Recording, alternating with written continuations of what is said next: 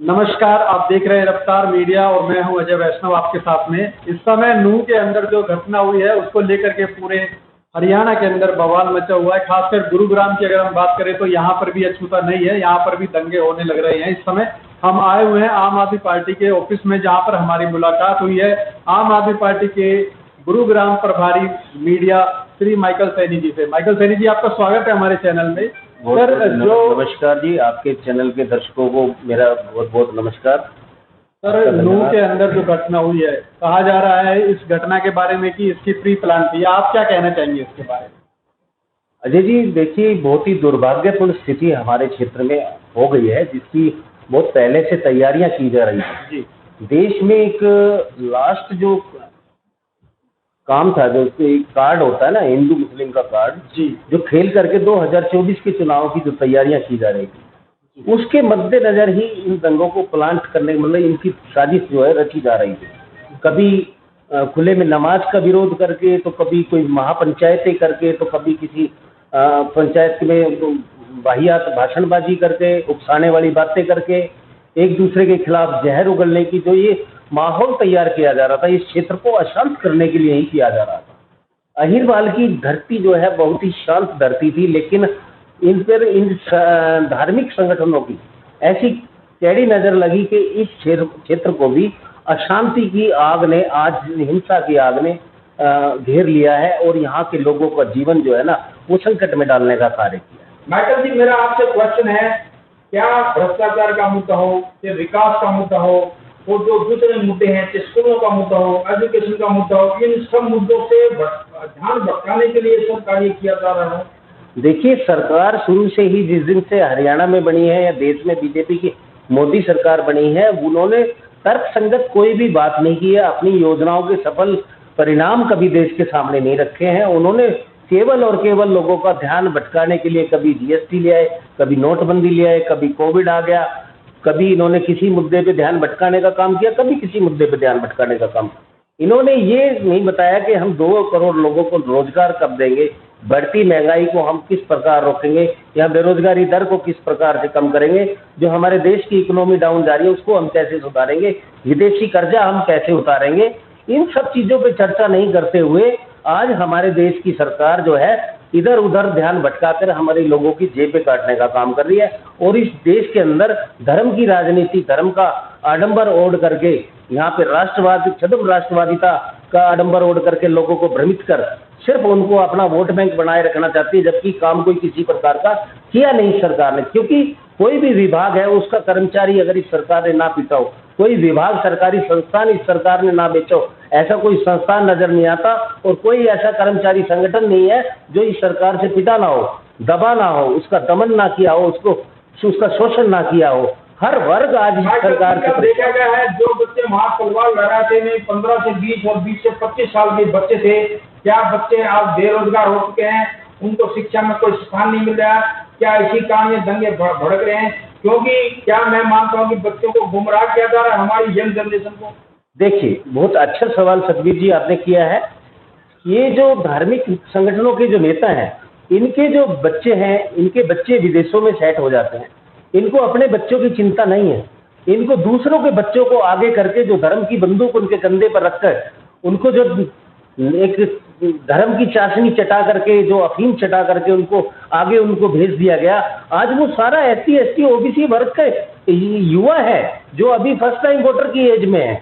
आज उनके स्कूल बंद किए हुए इन्होंने 2020 के बाद शिक्षा का ऐसा बेड़ा गर्क किया है कि आज 2023 का एंड है। मैं कहता हूं कि बिल्कुल इन्होंने जो नई जनरेशन है उसका पिछला पड़ा हुआ है अभी सारा खराब कर दिया, और आगे की शिक्षा का कोई आधार नहीं रह गया है। तो ये बच्चे भी आगे जाकर के, अब इनसे धर्म के नाम पर जो युद्ध लड़ाए जा रहे हैं, ये हत्याएं करेंगे, ये क्राइम करेंगे, तो ये जेल में जाएंगे, अपराधी बनेंगे, तो इनको नौकरियां तो मिलनी है नहीं। तो इनके बच्चे अपराधी और आतंकवादी बनेंगे और उनके बच्चे अशिक्षित रहेंगे। तो इसीलिए ये लोग इनको अशिक्षित रखना चाह रहे हैं, और यहाँ इस एक बहुत बड़ी भीड़ के रूप में इनको अंधभक्ति करा करके अपनी, और एक भीड़ के तौर पर इनको अपना इस्तेमाल में लाने के काम में लाएंगे। क्या पुलिस उसको सुरक्षा देगी? क्या मस्जिद में नमाज पढ़ा जाएगा, नहीं पढ़ा जाएगा? गुड़गांव की नमाज। देखिए, हम कहते हैं कि सभी धर्मों का सम्मान करना चाहिए, कोई भी धर्म है वो अपनी पूजा पद्धति उसकी अलग होती है। हम अपने धर्म के पक्के हों ये हमें सुनिश्चित करना चाहिए, हमें दूसरे के धर्म को देख करके ईर्ष्या नहीं करनी चाहिए। रही बात आपके सवाल की प्रशासन को क्या करना चाहिए, तो प्रशासन को लॉ एंड ऑर्डर की स्थिति को मेंटेन रखते हुए सभी भारतीय नागरिकों के उनके समान अधिकार उनको देते हुए, सुरक्षा के अधिकार देते हुए उन्हें सुरक्षित वातावरण माहौल का एहसास कराना चाहिए। और इस क्षेत्र में जो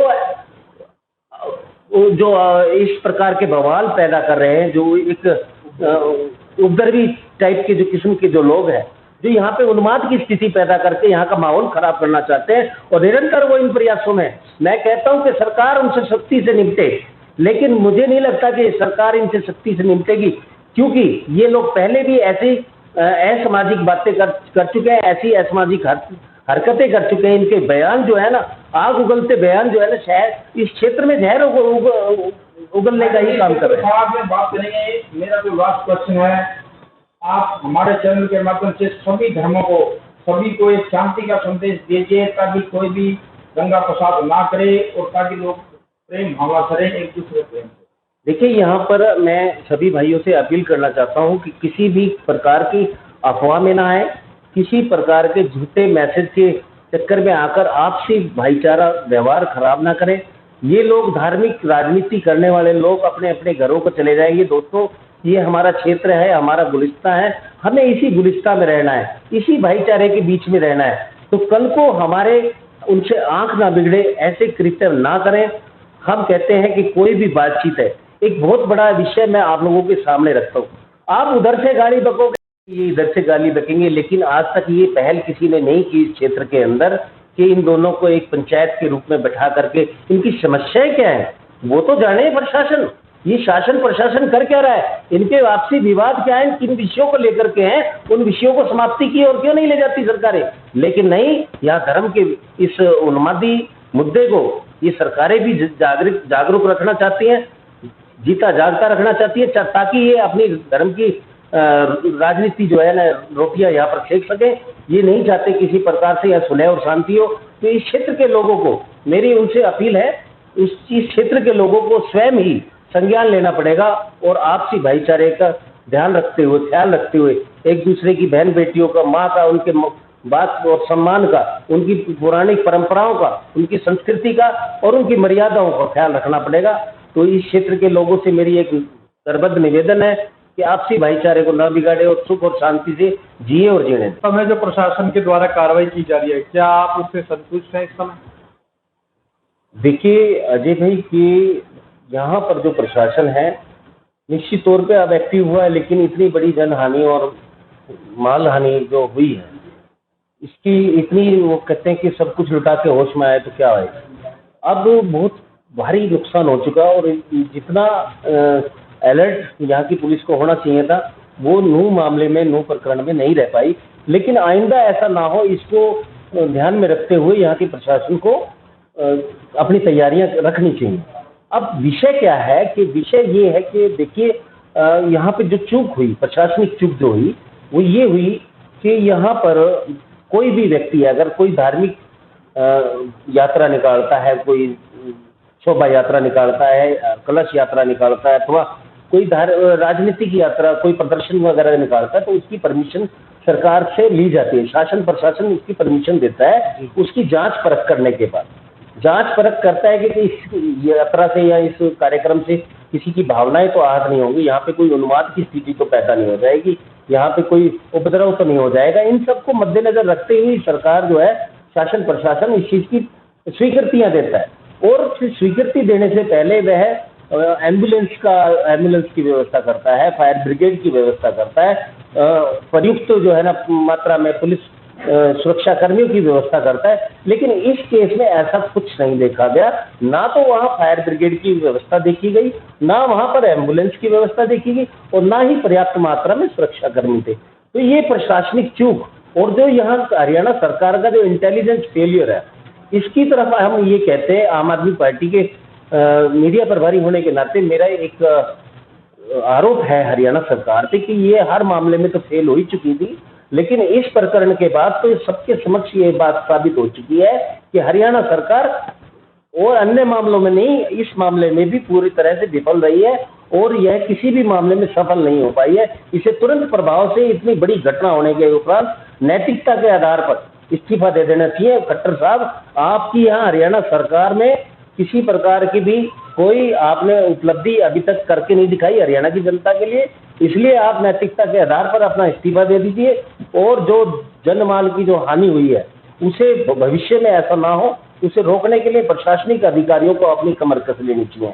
रहा इस क्षेत्र के भाईचारे का सवाल, तो मैं बार बार करबद्ध निवेदन करता हूं कि हमारे क्षेत्र के लोगों को, जो बहुत शांति प्रिय लोग हैं, कभी किसी के बहकावे में नहीं आते। आज जो नए उभरती हुई जो एक हमारी अशिक्षित जो एक पीढ़ी है, उसको इन धार्मिक संगठनों ने, जो धर्म की राजनीति करते हैं चाहे कोई भी हो, उन्होंने हमारे इस नई पीढ़ी को जो है गुमराह कर लिया है। और मैं कहता हूं कि उस पीढ़ी को भी गुमराह ना होते हुए इन लोगों से दूरी बनाकर रखनी चाहिए और शिक्षा पर और देश के विकास के लिए कार्य करने चाहिए। धन्यवाद।